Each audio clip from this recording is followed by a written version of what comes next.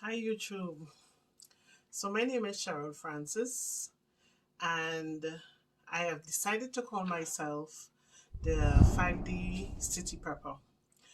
5D City Prepper, why? Because for me, operating in the 5D means that you operate from a high vibrational level. So I believe that I am a spiritual being having an earthly experience here on earth, and I have been called at such a time like this to serve a higher calling, whether you want to call it for God or for the universe. So, my calling is to enlighten the masses in terms of what is going on in the world, in terms of raising their vibration. So, I've recently wrote a book called A Heroine's Journey, and also a journal called A Heroine's Journal. And they are both available on Amazon in case you need to look at them and have a read. Do enjoy. So I know that we're going through some really troubling times in terms of COVID and the vaccine mandates and the vaccinations, and everybody have their own beliefs in terms of what is going on. Everybody energy seems to be really low and uncertain in terms of what is next to come. I have decided when I live in Toronto, Canada, and when I see what's going on in the news in terms of British Columbia, I said it's just a matter of time for something like that to happen here in Toronto. So I've decided, like almost a year now, to take on the calling to store foodstuff and perishable items for my family, buy emergency supplies, whether it's flashlight, batteries, kettles, solar panels. So I have accumulated a number of items over, let's say, the 1 year period. And I decided, well, I have all these supplies. Why not share these things with my fellow light workers and persons of the world in terms of helping you prepare in case of a natural disaster to be able to prepare for you and your family. So I'm going to show you a number of items that I've purchased and what I've done so far in terms of my preparation for whatever emergency is going to happen. Hopefully nothing's happened, fingers crossed.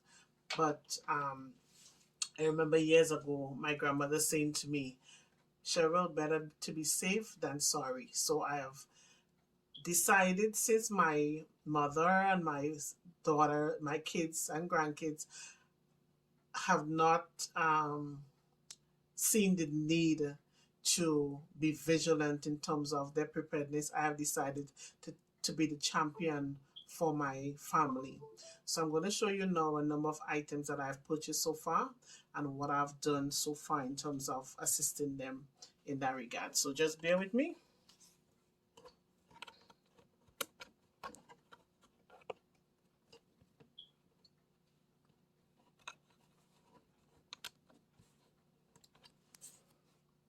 Okay. So far, what I've purchased is um, some folding stoves. So this is the Sterno folding stove. And this, I've already gone ahead and assembled it. So this is what it looks like. This would be the front of the stove. So your pot will go on the top, and so this is the heat. Your heat will go to the bottom. So before I go, always remember to have supplies in terms of the fire. So I have here baking soda, and I also have my fire extinguisher, just in case there is a fire and I need to put out the flame. Make sure that you have these stocked up also. So I have these handy just in case. Okay, so I'm going to go ahead and light my heat for the sterno flame.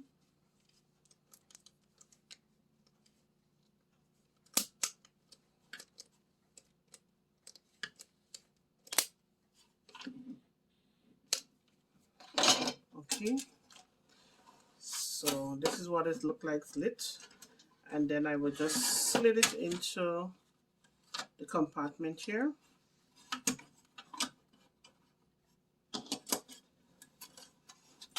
Alright, so this is what your sterno stove will look like when it's lit. And if you decide to warm some water, this would be my kettle. Okay, so this is the sterno stove. So to out it, you just cover the flame with the cover, and it's out. Okay, so as we all know that the flame works with oxygen, and once you stifle the oxygen, it will out. Okay, so another stove that I've also gone ahead and purchased, I've actually purchased 2 stoves. So the other one is this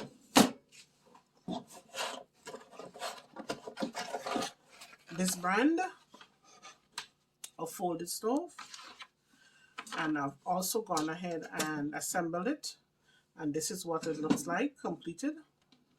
So this is the stove. Okay, this is what it looked like in the box, and both stoves are available on Amazon. So this is what it looks like completed. And if you're going to go ahead and light it up,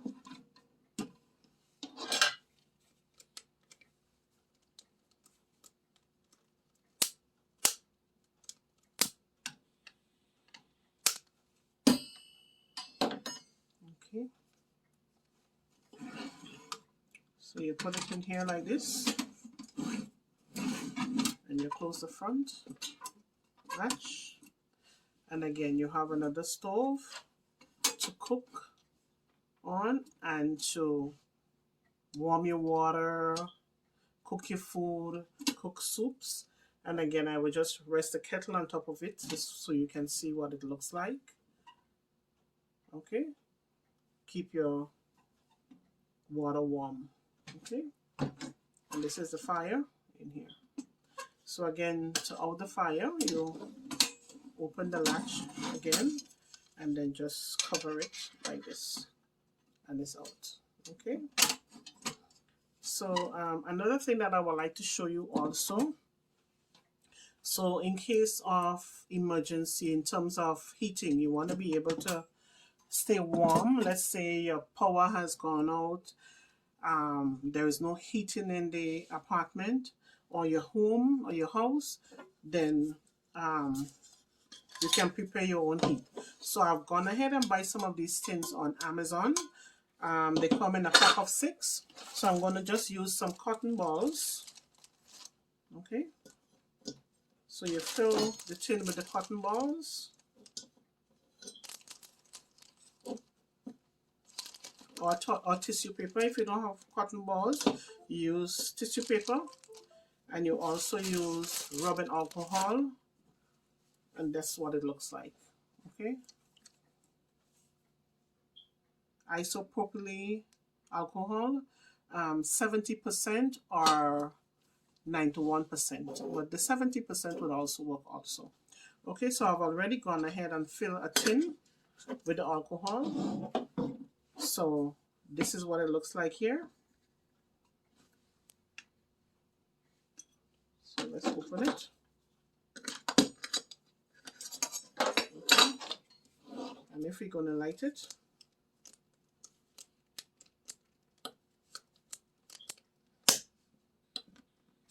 so this is what it looks like lit.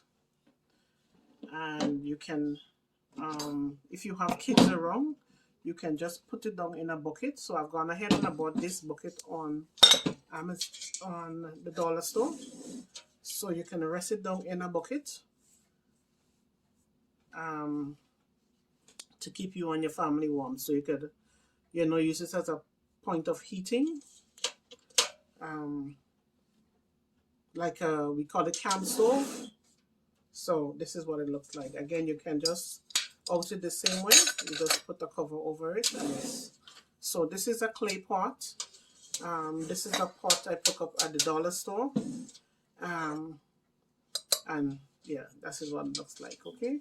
So again, cotton balls and you fill this to the rim with the rubbing alcohol, and you can just cover it once it's filled. I already have one that's filled, so I wouldn't fill this one, and you just cover it like this, and you keep it there for your use. Okay.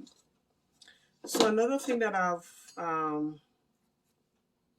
decided to show you here is you can also use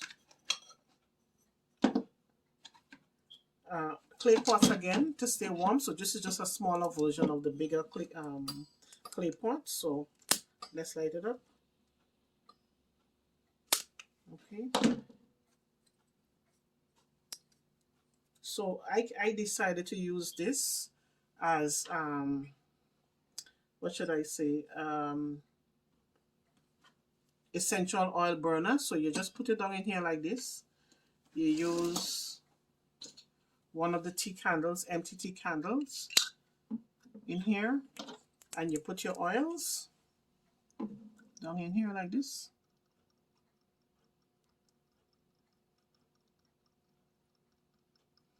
And the heat from the oils will evaporate and come up into this hole here and let off a nice aroma in the air. Okay, so this is what it looks like here with the fire at the bottom. I don't know if you can see the fire. So this is the fire at the bottom. So that's my oil burner.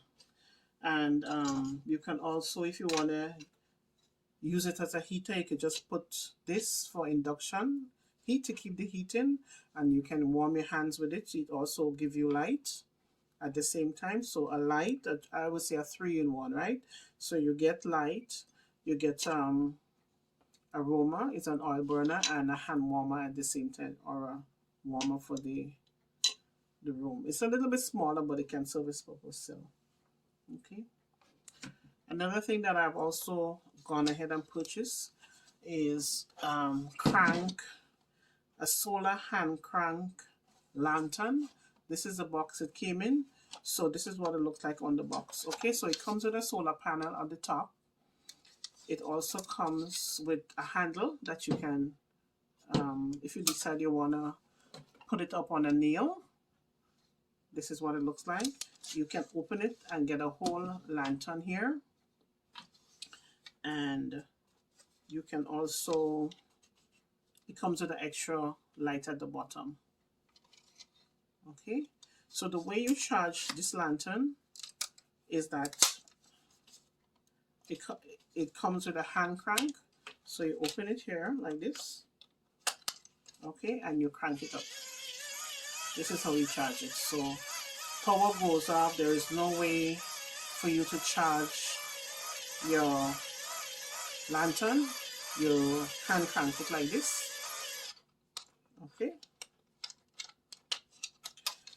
I also have another lantern here. It has almost the same features as the other one. It has a handle. It has it lights up like this. The only thing is that it's a battery operated. So I've gone ahead again on Amazon and purchased some rechargeable lights. Rechargeable batteries. So this is what the batteries look like. So you can charge them with your vehicle, or if you have a generator, you can charge them with a generator. Okay, so to put them back in,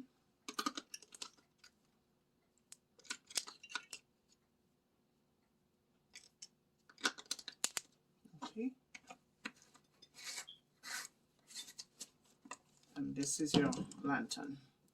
So you have two lanterns, one battery operated, one hand crank and solar operated. I also have two stoves, two folded stoves.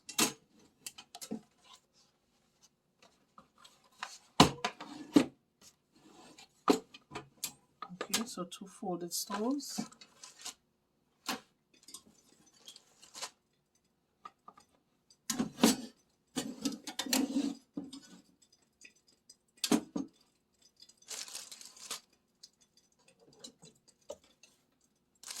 That's my heater making noise in the background. So 2 folded stoves to cook my food for me and my family, together with the heat. Oh, I forgot to tell you what the heat is. So it's like a gel. So this one is called, I got this at Walmart. It's a Coleman candle. So it's a gel that comes with a wick. You just light it and it gives off a flame. Okay. So putting these aside.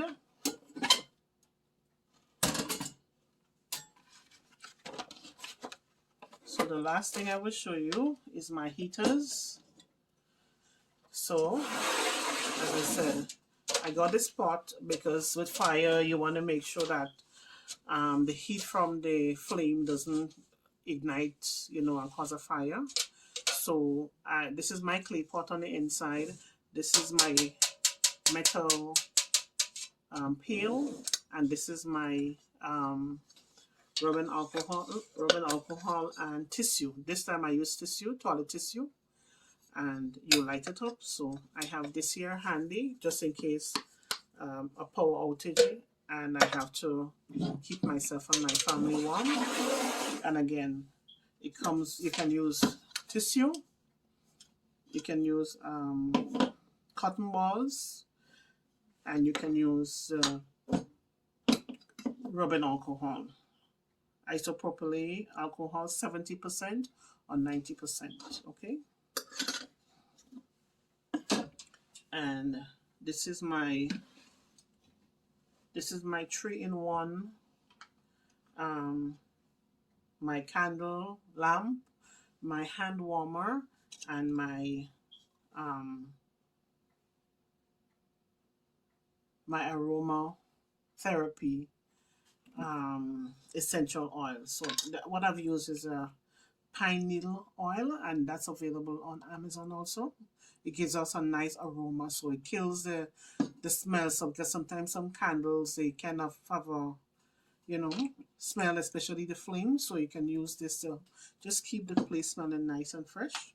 So that's my 3-in-1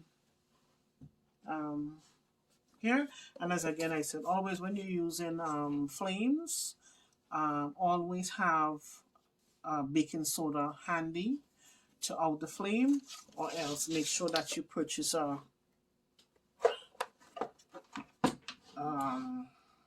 fire extinguisher. So this is what it looks like. So that's it for me today. Thanks to you, YouTube, for spending some time today as I tell you about my plans for the future, and in terms of how I prepare for me and my family to survive dark winter, because most people are speaking about you hear people on the news constantly speaking about a dark winter and to prepare for the dark winter. So this is the way I've decided to prepare for whatever is going to come, whether it's going to be a flood, whether it's going to be ice storm where the poles might be down, there is no power, there is no electricity, there is no water. So I've stocked up on water, I've stocked up on food stuff.